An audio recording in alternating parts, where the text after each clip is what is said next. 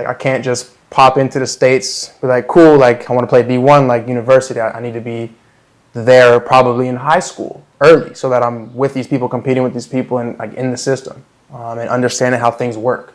But also, again, like, I mean, everything kind of we talked about, right? You need to compete to get better. And so that means your environment needs to be better. And that means the people that you're with directly in practice and everything else needs to challenge you. You need to be uncomfortable every day.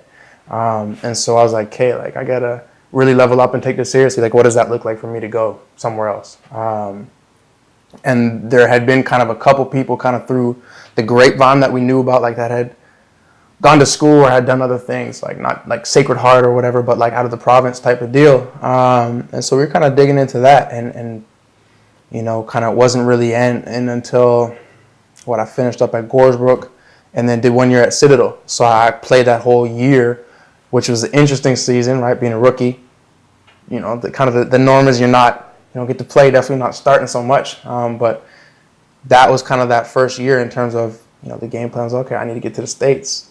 So, you know, have to go and double down very much so in terms of like what the training is and what everything else is. So like I spent a lot of the junior high years in that headspace, and so yeah, because you would have had to compete at the highest level to get more playing time, to get more visibility, to then record your highlight tapes. Very much so.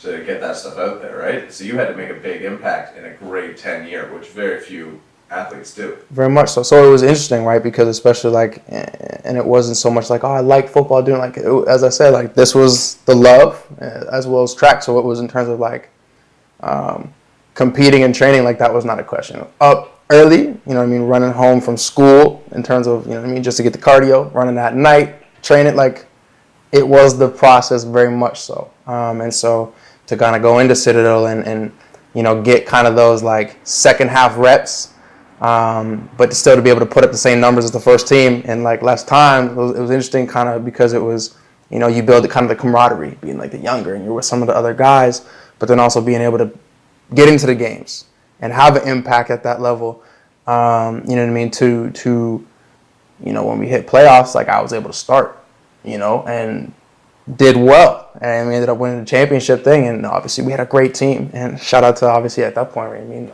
O-linemen, most important people in any of those pieces. But, like, it was a big push that season. And I think in terms of, like, pressure or whatever, it was definitely an environment where it was like, yo, if I'm serious about this, like, I have to do this.